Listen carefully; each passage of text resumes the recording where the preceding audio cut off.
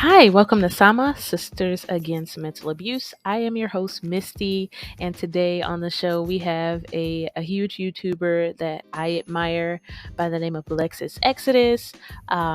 She is also a singer and songwriter. You can check her out on Spotify. She is on all socials as well. So if you like what you hear and you want to know more, please check her out. She's got Instagram, TikTok, Facebook, all of those things. It was really hard for me to record this episode with her because I was so excited, and she's just a joy to talk to. Listening to her on YouTube is one thing, but speaking with her, you can feel like her positive energy. And I'm excited that she decided to share her journey with us. So, without further ado, here's my interview with the Lexus Exodus, leader of the Black Woman Exodus.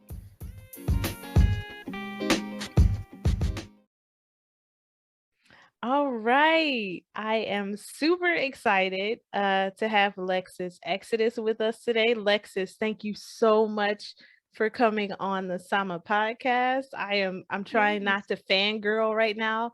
One of my favorite content creators in the world, Lexus Exodus. Thank you so much for being here. Oh, thank you for having me. I'm so glad you reached out and that we were able to do this.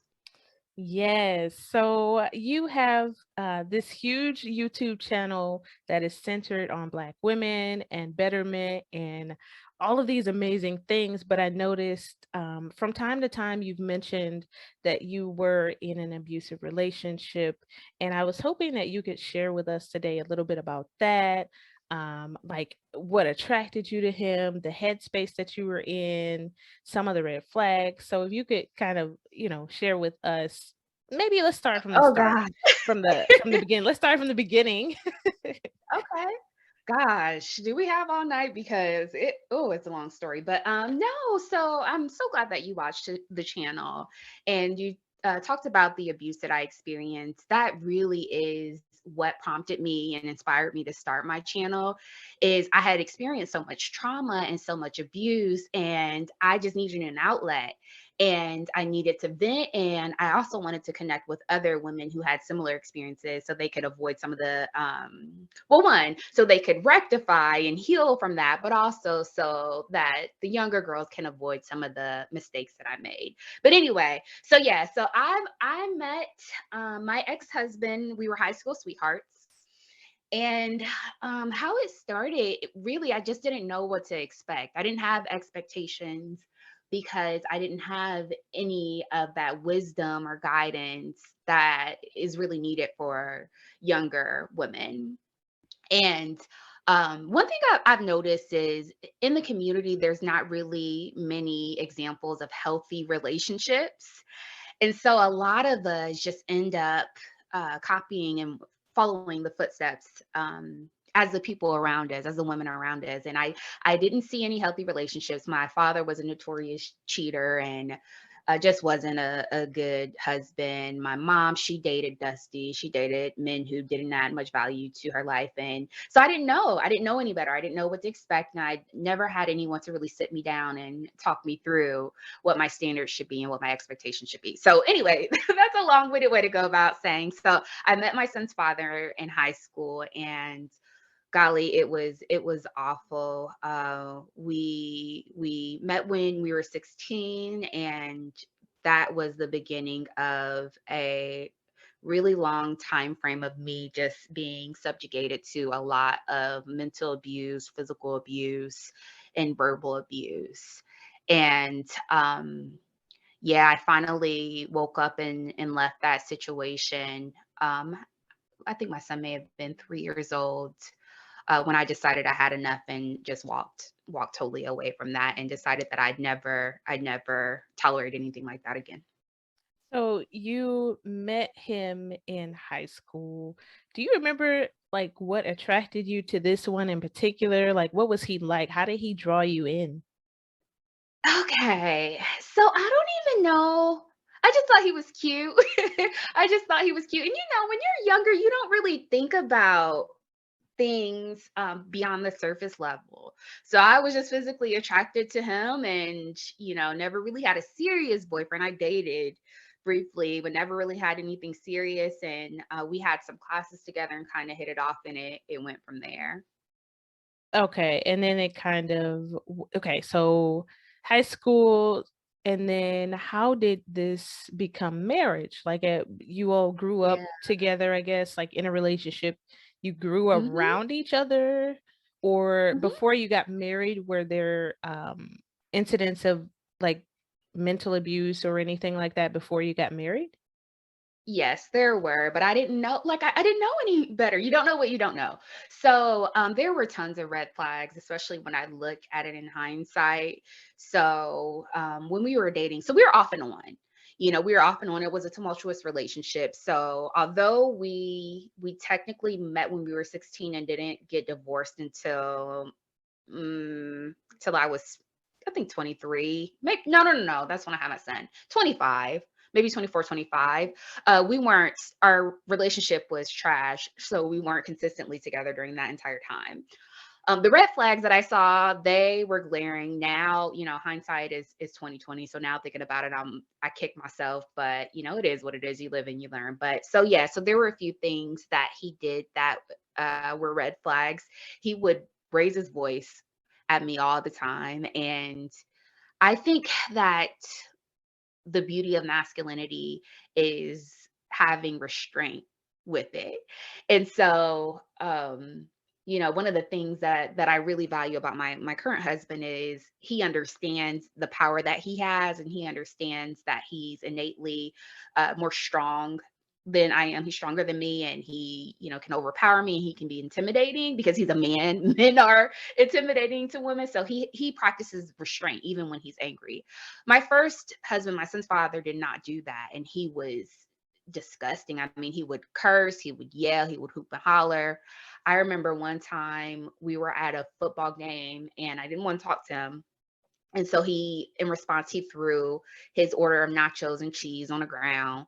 And I remembered this when I was thinking about this episode, like when I was kind of trying to reflect because it's been so long ago. But he hit my car when we were teenagers on purpose, when we were in an argument, and just really like volatile, erratic behavior that really showed that okay, there's something wrong here. That now in hindsight, I understand that those are red flags. Wow, okay. So he was like he would raise his voice and use I can't think of a better description. He would use his masculinity in a negative way to intimidate you. Is Mhm. that what I'm hearing? Yeah, because men who are men they don't do that. Like, and Mhm. I've dated lots of men, even before I opened up my options and started to explore other groups of men. Even the other besties that I dated that were cheaters and that weren't good men, they still had restraint with me. They understood this is a woman. I have to be delicate with her. I can't, you can't yell at someone who's a fraction of your size and height and weight. Like, you don't do that. That would be like me cussing out a 5-year-old or something. You're being a bully at that point. But that's exactly what he would do. He actually told me verbatim that because I'm a smart girl, and he told me verbatim that I can't challenge you verbally because you're so smart. But what I can do is challenge you physically because I'm bigger and stronger than you. Wow. So he Yeah. led the I'm shocked that Mhm. he said that to you. He Um did. so okay, so some of the red flags, especially like the throwing the nachos on the ground and hitting your car. Okay. That like he hit your car with his car He or he did. just punched it? Like which With kind his of girl, wild it's are we talking see, about? I don't know if I just kind of tucked that away because they say PTSD and that type of thing can do that to you. But I literally didn't have that epiphany and remember that memory until literally like hours ago when I was thinking about what, our discussion this afternoon. So yeah, Mhm. he hit my car. He was backing out and he got upset with me and purposely just hit my car with his car and then hit my car at 16. And my stupid ass stayed. My stupid self stayed. I wish I could tell my younger self some Hey, things, but yeah. hey now. Come on. There's no room for regrets. I mean, I want to hear about this Yeah. new guy later, but I mean, it sounds like this all happened for a reason. I hate when we say that, but like in your case, it sounds like this led you to something greater. Anyway, we'll get to that later. Yeah. So Okay, so you are, let's fast forward, you're married. And what was did the marriage change the dynamic, or did it make the abuse more intensified? Did he feel like he had free reign because you were married and you, so to speak, Yeah. stuck with him? Do you feel like that was the thing? Yeah. He I think he thought I was stuck with him, and he actually purposely got me pregnant, and I didn't want the pregnancy. Mm, And I wanted to end the pregnancy as well, and he begged me not to. But I think that was, to piggyback on what you're saying, that was his sort of method to make me stuck, so to speak. And so after we got married and I had this baby, golly, all hell broke loose. It just got progressively worse. So yes. okay, yeah, and you know what? That's the thing that I want to cover in a future episode. But there are abusive men, I mean, and women too. But we're speaking from the perspective of Black women, especially in our community, that will trap you. That will. I had one guest come on, and she was saying that this guy swore up and down that he could not have children, and then boom, she was pregnant. Like, and they Mhm. use, I mean, that's a, I don't even know what to call it, but that's a different form of abuse when you purposely Yeah. trap a woman to keep her like tied to you. That's to me that's sickening. And I think that it I happens more than we know. girl, I truly do think that these men intentionally do that. And I think that a lot of Black women, we just don't look at men in that manner. And so it's hard for us to even grasp that and to come to terms with that. But I totally agree. My son's father actually just had another baby with a woman. And I think that he's doing this for a few reasons, because I was the responsible one. I was the one who was always working, and I was the one who was in college and who was always about my business, always had my own place. At the young age of 18, I had been living on my own. And I think that that was his way of just securing, like solidifying his space in my life. Because even when you break up with someone, and this is why I'm so vocal about my experience, because it doesn't matter if you have a child with someone, you're connected forever. People like to say, oh, you have to deal with them for 18 years. That's not true, because I'm going to have to attend graduation ceremonies. I'm going to have to, go to my child's wedding with him there. I'm also, you just naturally communicate with the co-parent of your child. So no, until one of us is 6 feet under, I'm connected to this fool for life. So yeah, and I think he intentionally knew that when he got me pregnant. Okay. So tell me more about the time that you all were married. So we did confirm that the abuse intensified. Like, are there specific incidents that kind of come to mind when we talk about this? Worst ones. So I remember being being 9 months pregnant, and I got into a car accident and I totaled my car, and I was freaking out because the steering wheel slammed into my belly. In the ER, we got into it. This man called me a bitch in the ER and had to be escorted out by security. Okay. There Wow. was also another instance where we had gotten into it, and I was maybe about 4, 5, 6 months pregnant, and he chased me down the street barefoot. I was like hysterical because when I got back in the house, I was bleeding and I thought I miscarried. Another time he held his fist up to, all this was while I was pregnant. And I'm just kind of having that like light bulb moment, that I think the worst experiences that I remember happened when I was pregnant, when I was most vulnerable, which is interesting. But Mhm. I remember being pregnant and we got into it, and I remember holding me, like my waist, with his left hand and holding his fist up against my face, and saying, I want to punch you so badly right now. I remember Oh, him.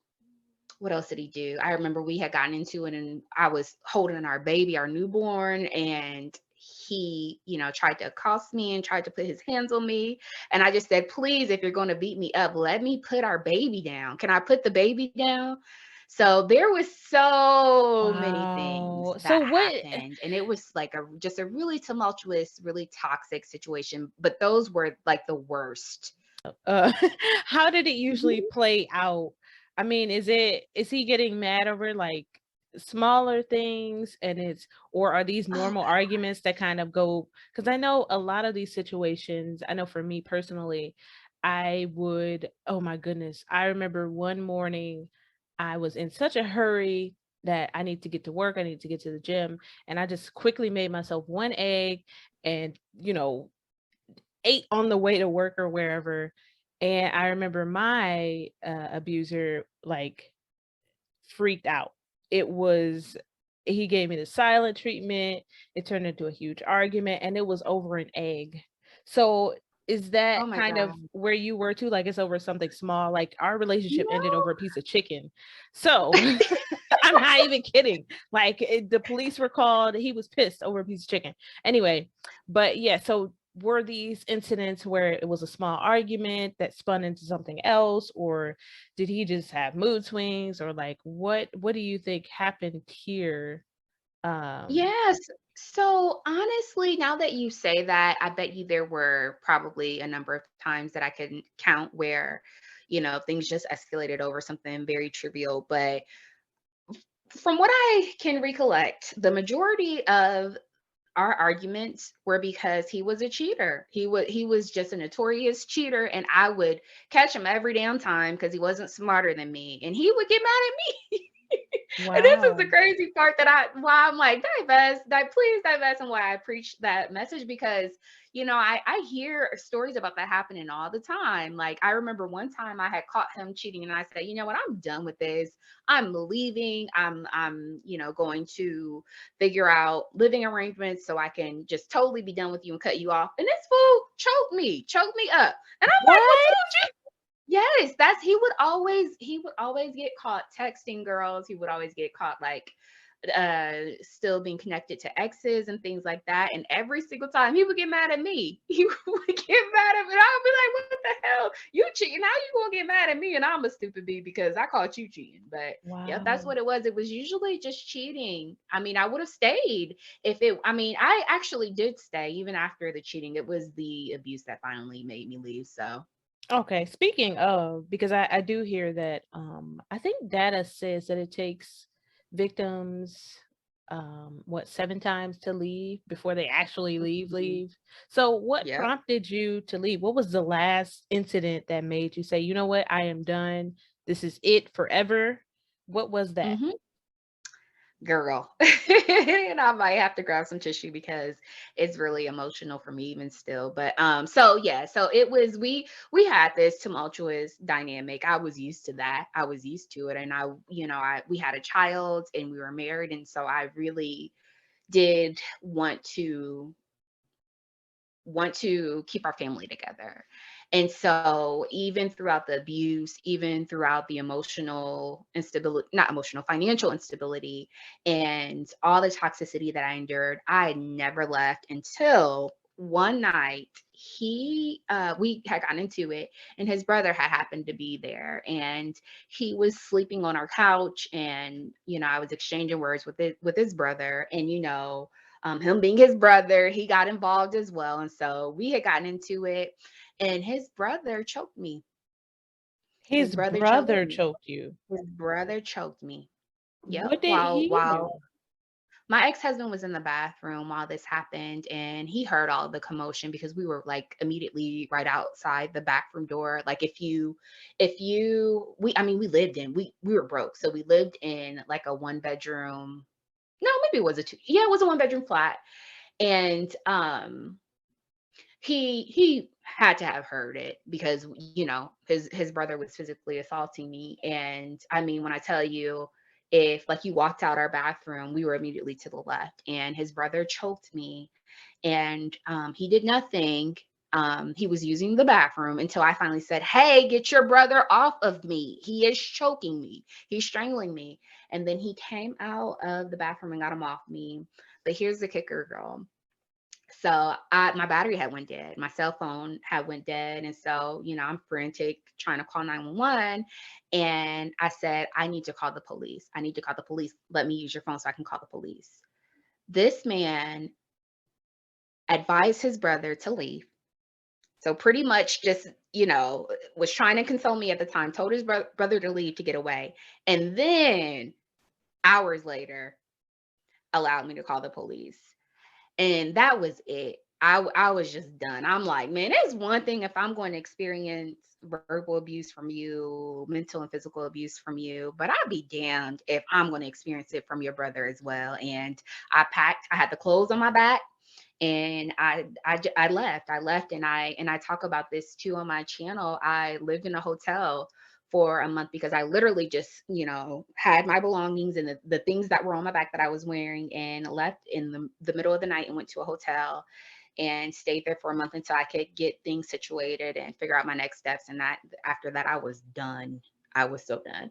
Wow. So is wow, it and I'm this is something that I have never thought about myself, but it's almost like I don't know what the brother saw, but it's almost like this man, your husband was disrespectful to you, and so it's like his brother felt that he could get away with doing that too. It's almost like he transferred this um this what is the word? It's almost like he transferred this complete and utter disrespect to his brother. I don't know, did his brother see him mistreat you as well, or Well, so believe it or not, his brother was actually worse. So his brother, I remember the mother of his child telling me that he pulled out a gun on her.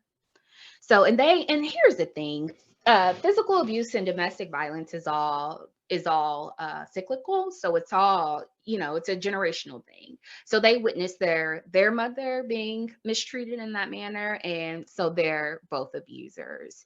And his brother, I mean, when I tell you my ex is an angel in comparison to his brother. His brother is a mess. I mean, like he has three different children by three different women.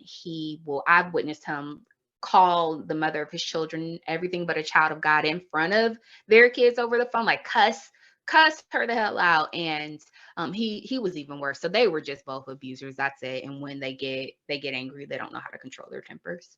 okay. Yeah, I mean, that's one thing too that we can also look at because my abuser had a brother who did some of the same things, and, like, me and, my ex's sister-in-law would talk about it, and we'd be like we would almost compare notes, like, "What? He Yeah. did what?" Yep. Except for me, I was like, "Nah, this ain't right. I don't like it. I gotta Hmm. get out of here," and she was, she wanted to stay for whatever. Aw. But yeah, so I definitely understand that. So his brother was worse, and they grew up in an environment that allowed Mhm. that or whatever the case. That wow. So Yeah.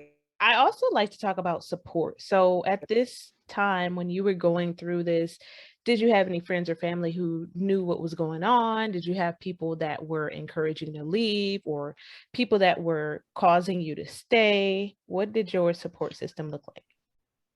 So, and I think about this a lot because I'm not quite sure what happened. So, I'm a introvert anyway, believe it or not, even though I have this bubbly, like really over the top personality online. I'm really an introvert Wow. and I'm an empath in real life. And so, I didn't have many close friends or many acquaintances.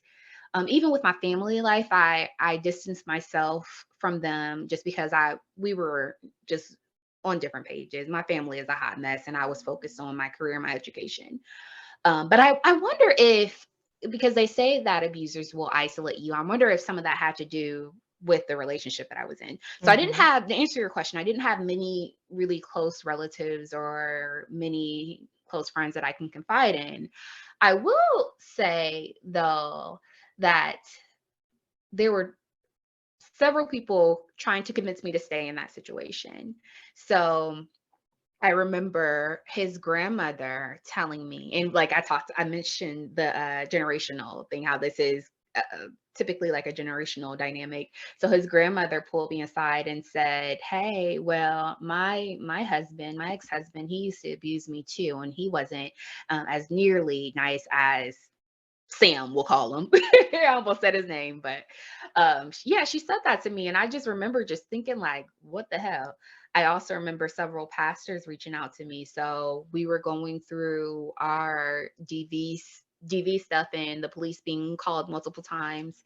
And we were attending a church, and I remember one of the deacons saying, "Well, do you submit to him? Are you submitting to him?" Oh, no. Oh, Lord. Are And you serious? even No after way. that, there. Go ahead. I'm sorry. No, that's one of the things as well, that I've seen and that I wanted to cover because there is a lot of, I don't even know what's called, religious abuse? Like, do you Yeah. submit to him? That sorry, you can Girl, continue. I just, mm. that's why I had to divest from the church too, because and then even after his brother assaulted me and I was done, and like totally done, stick a fork in me, I'm done.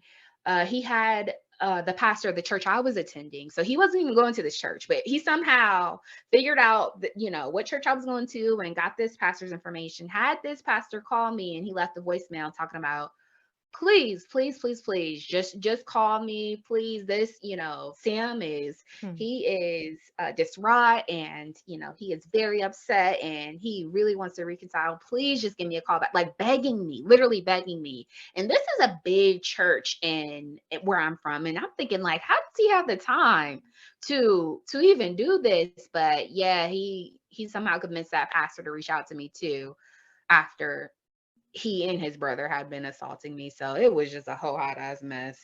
Oh, wow.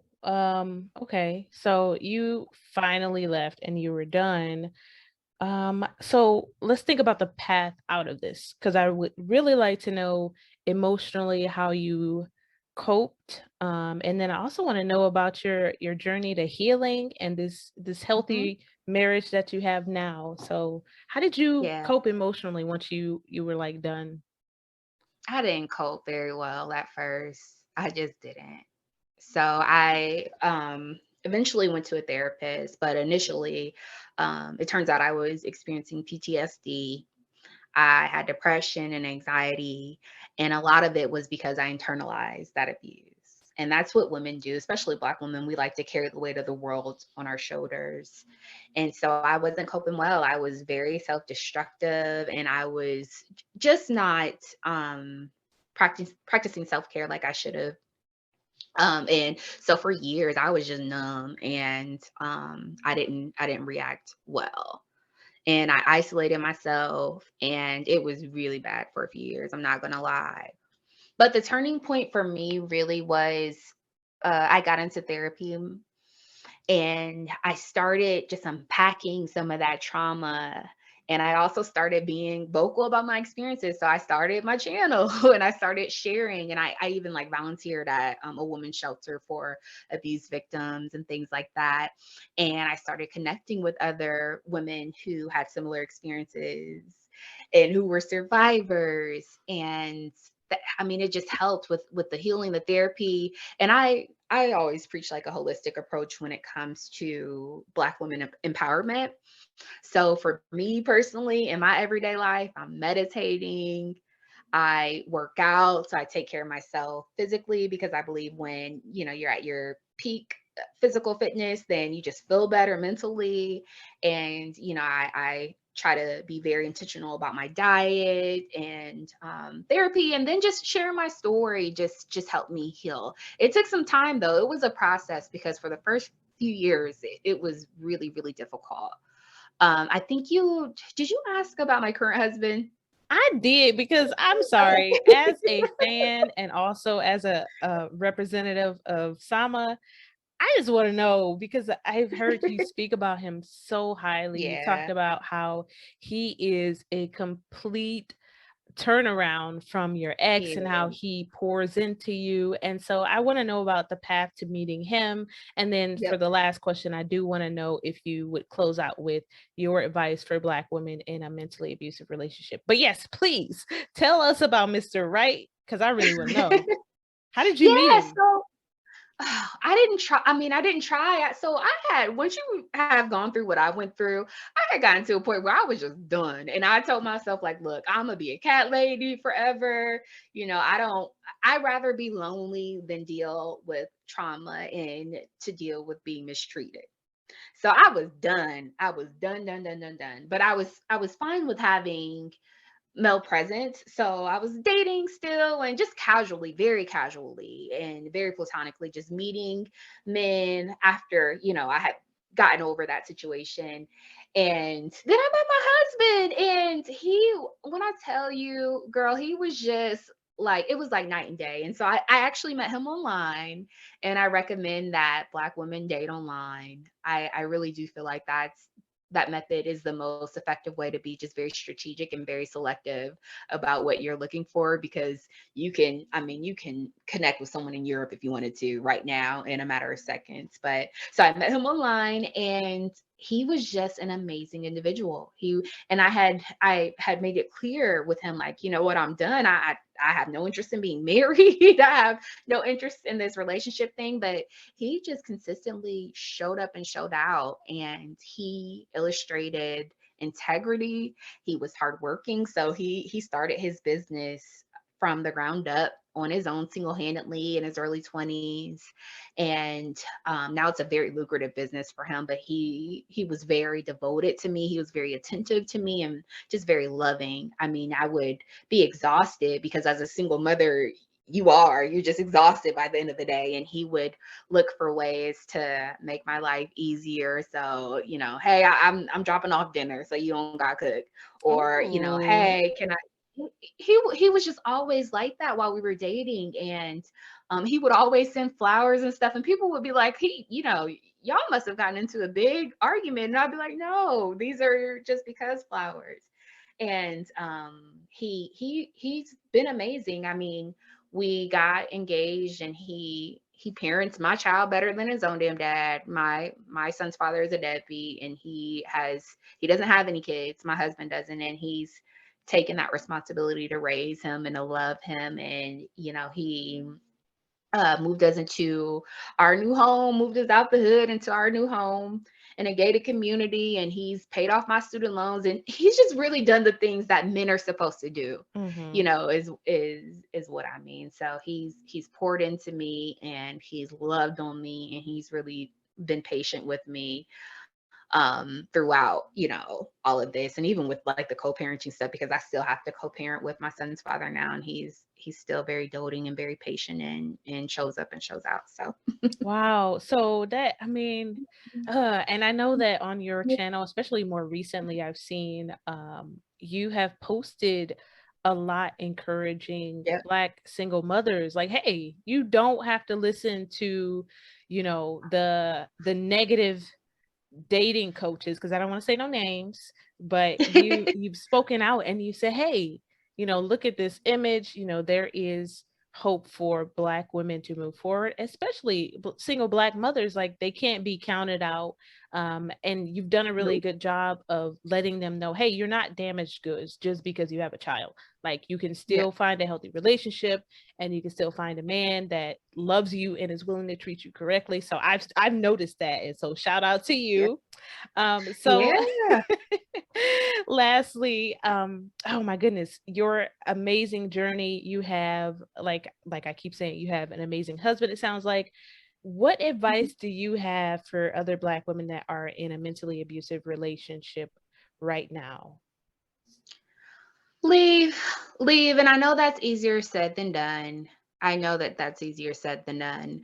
But I think it's so important to emphasize that you have to leave, and then leave. Don't wait around until, it actually escalates to a verbally abusive or financially abusive or physically abusive situation, because at that point it's too late. It's too late because you're already so connected with them. It's like you said, it'll take on average 6 times for you to finally leave that situation. So I say just leave. Mental abuse is a red flag for other forms of abuse. And also, it just isn't healthy, and it'll destroy you. And it's so funny because people will reach out to me and will say, oh my gosh, like, how do I become successful like you? How do I become confident like you? How do I do the things that you do? How can I grow? And it's so interesting because think people understand like that experience took a toll on me, and I still experience. I talked about PTSD and like self-doubt and imposter syndrome. Even though people will tell me, "Oh, you're so smart," and da da da da, I still experience some of the remnants of that, of the repercussions of that relationship till this day, because I don't care how strong you are, if you constantly are verbally abused and mentally and emotionally abused and are degraded and berated on a daily basis, you're going to start to internalize some of that.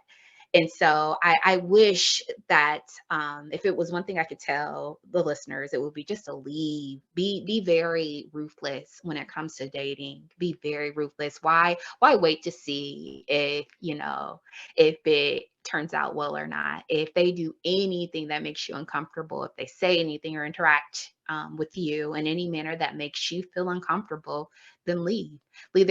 And I said this on my show. There's 4 billion men out here, so why waste your time trying to remedy something or trying to rectify something with someone who isn't treating you well? So that's my advice. Yes, and then I know definitely expanding our options, yes, Yeah. is another one you would agree with, right?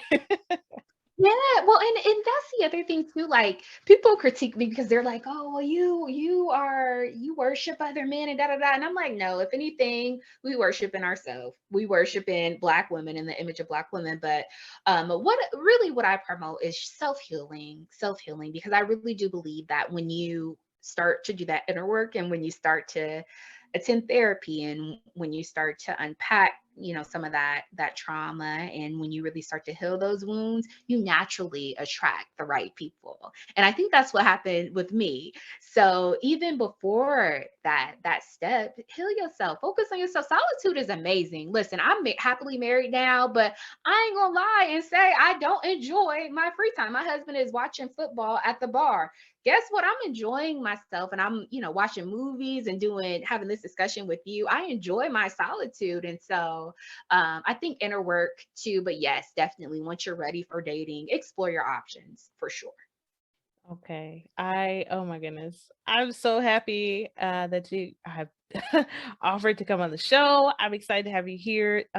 Thank you so much for sharing your story. And for anyone that wants to hear more from Lexus, she does have her own YouTube channel. The way that how do you usually say it? It is Lexus. How do you can you, like, do that for me, please? Because it Oh, sounds like you when you do yeah, it. Can you yes. please? So please check me out, guys. So yeah, I have a channel that I absolutely love pouring into, and that is a passion project for me. My focus is empowering and uplifting Black women by teaching them how to just make better choices that serve their best interests. So you can find me everywhere at Lexus Exodus, everywhere at Lexus Exodus. So check me out. I stream typically on YouTube Thursdays and Fridays at 6:30 ET. So for sure, please check me out. All right. Thank you.